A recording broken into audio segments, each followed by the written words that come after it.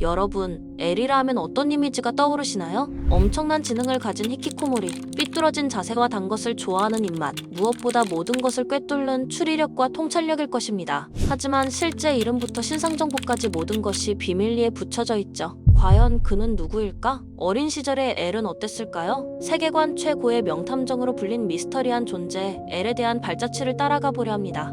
8살 무렵 영국 윈체스터에 있는 와미스 하우스라는 고아원에서 자랐다고 전해지는데요. 퀼시 왑이라는 인물이 고아들을 지원하고 재능을 각자에 발견해주기 위해 설립했었지만 엘로 인해 이후 천재들을 지원하는 고아원으로 기능을 변경했으며, 이는 엘의 영향력이 너무나 커졌기 때문에 엘의 후계자를 본격적으로 양성하기 위함이었습니다. 와미스 하우스가 전 세계에 내놓으라 하는 두뇌들을 육성하는 목표를 지닌 것이 엘의 등장 이후였죠. 실제로 엘을 비롯해 키라 사건을 이어받는 니아와 멜로 등 유능한 인재들이 모두 와미스 하우스 출신이었습니다. 단 와미스 하우스의 A는 엘의 후계자라는 압박감으로 인해 자살했다고 전해지며, 비욘드 버스데이, 즉 B는 LA에서 약 3회에 걸쳐 연속적으로 밀실 살인을 저질렀는데 어떤 증거도 남기지 않았으며 살인은 L을 넘어서기 위해서였다고 자백했죠. B는 연쇄살인을 저질렀기 때문에 후에 복역 중에 키라에 의해 살해당합니다. 어린 시절부터 비범한 두뇌를 보인 엘은 퀼시 왑이, 즉 와타리의 눈에 띄어 특별한 지원을 받기 시작합니다. 와타리는 엘의 잠재력을 알아보고 각종 사건 해결을 도우며 훗날 후견인이 됐죠. 엘은 뛰어난 추리력으로 세계의 난제들을 해결해왔습니다. 그의 뒤에는 항상 그를 지원하는 와미스 하우스라는 거대한 재정적 기반이 존재했죠. 단순한 고아원이 아닌 전 세계 부호 순위에도 오를 만큼 막대한 재산을 축적하게 된 배경에 엘의 천재성이 있었다는 사실 알고 계셨나요? 엘은 단순히 주식 투자로만 와미스 하우스를 세계 최고의 부호 순위에 올려놨는데요. 그의 투자 방식은 일반적인 금융 전문가들과는 확연히 달랐다고 합니다. 마치 범죄 현장의 단서를 분석하듯이 방대한 경제 데이터와 시장의 흐름을 정밀하게 분석했다고, 관계자들의 증언에 따르면 엘은 숫자의 나열 속에서 패턴을 읽어내고 미묘한 사회적 변화가 미래의 경제에 어떤 영향을 미칠지 예측하는 데 탁월했다고 합니다. 마치 탐정이 범인의 다음 수를 읽어내듯이 시장의 다음 움직임을 읽어냈던 것이죠. 엘의 이러한 천재성은 와미스 하우스의 재산을 폭발적으로 증가시키는데 결정적인 역할을 했습니다. 그가 와미스 하우스에 제안했던 몇몇 주식 투자건들은 상상을 초월하는 수익률을 기록하며 재정의 기초를 다졌습니다. 2년간 인터넷으로 주식 투자를 하여 와타리의 자산을 2만 배로 불렸다고 전해지죠. 심지어 엘랄도 코일과 드네브라는 가명으로도 활동하며 각각 세계 2위, 3위의 탐정으로 이름을 떨쳤는데, 사실 이는 엘 자신이 다른 탐정들과의 추리 전쟁 끝에 그들의 이름을 빼앗아 만들어낸 허상이었죠. 또한 유명한 탐정들을 대상으로 같은 방법으로 이름을 많이 취했는데 정확하게는 모르지만 세 자릿수가 넘어간다고 합니다. 즉 세계관에서 나름 이름이 알려진 수많은 탐정들은 엘이라는 공식이 성립된다고 봐도 무방합니다. 이처럼 그를 따르는 일화들은 한 사람이라 생각되기엔 너무나 뛰어난 천재성을 잘 보여주죠. 그는 항상 등을 구부리고 쪼그려 앉는 자세를 유지하는데, 평범하게 앉으면 관찰력이 40%나 감소한다는 논리로 항상 구부정하게 생활했다고, 엘은 자신이 가진 비상한 두뇌를 범죄 해결에 사용하기로 결심하고 공식적인 신분과 얼굴 없이도 각국의 어려운 사건을 해결하는 수사를 거듭해 세계적인 탐정이 됐습니다. 그는 항상 와타리를 대리인으로 내세워 세상과 소통했고 컴퓨터 화면 속 고딕체 대문자로만 자신을 표시했죠. 그렇게 익명성을 유지한 채로 경찰청, 인터폴, FBI 등과 협력하며 인류 역사상 손꼽히는 난제들을 풀어나갔습니다.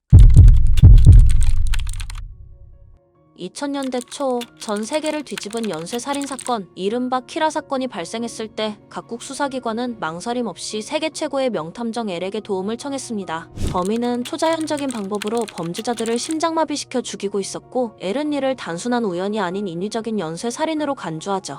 최초의 회의에서 키라는 일본 관동 지방에 있다고 과감히 지목했는데, 이것은 엘이 방송을 이용해 쳐놓은 함정으로 바로 키라의 위치를 특정시켜버리죠. 키라의 능력과 소재를 모두 파악해버린 것입니다.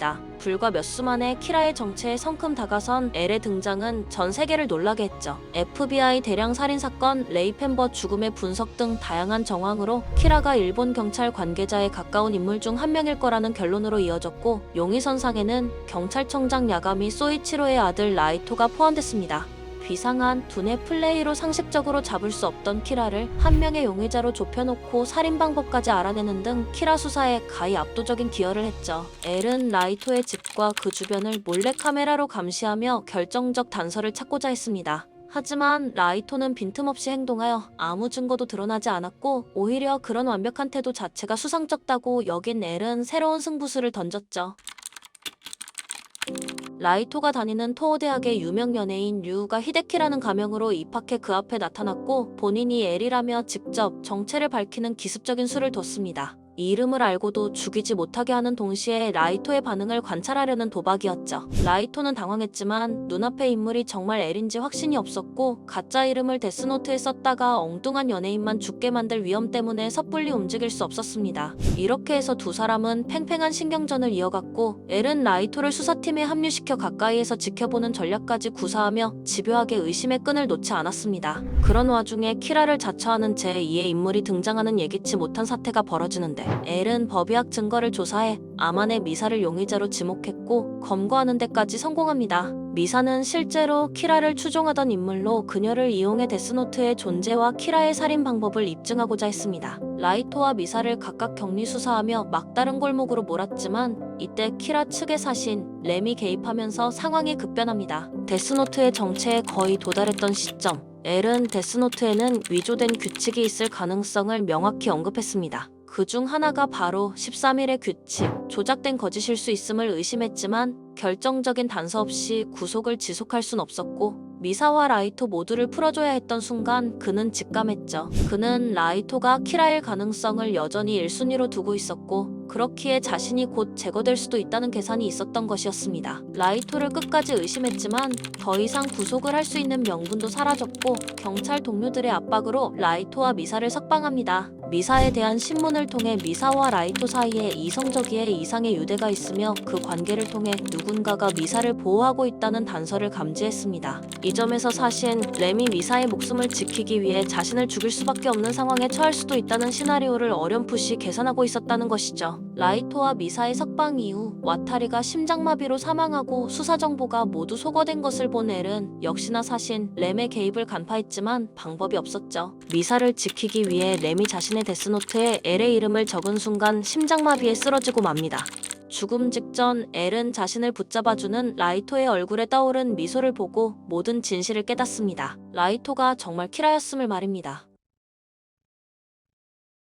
엘의 죽음으로 키라와의 두뇌 싸움에 패배한 듯 싶었지만 그의 뒤를 잇는 와미스하우스의 후계자들이 있었습니다. 와타리와 엘이 미리 준비해둔 두 명의 영재, 니아와 멜로가 각기 움직여 키라를 추적하기 시작한 것이죠. 니아는 엘의 뒤를 이어 수사를 지휘하고 멜로는 범죄 조직까지 활용하는 과감한 방법으로 키라를 쫓습니다.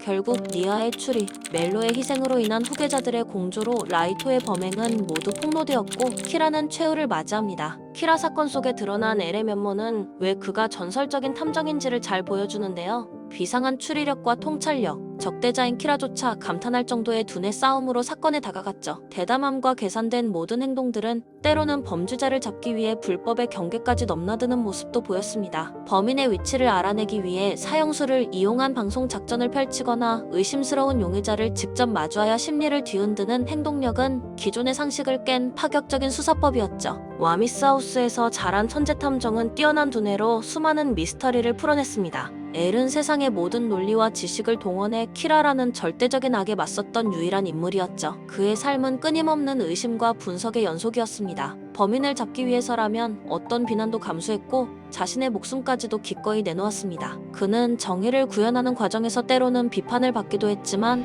결국 그의 방식은 키라의 정체를 밝히는데 가장 핵심적인 역할을 해냈습니다. 엘은 비록 키라와의 싸움에서 비극적인 결말을 맞이했지만 그의 죽음은 결코 헛되지 않았습니다. 그는 멜로와 니아라는 후계자들을 남겨 자신의 의지를 이어가게 했고 결국 그들은 엘이 시작한 싸움을 끝낼 수 있었습니다. 엘의 지혜와 추리 방식은 단순히 사건 해결을 넘어 다음 세대의 천재들에게 큰 영향을 미쳤죠. 이상 엘에 대한 이야기 마칩니다.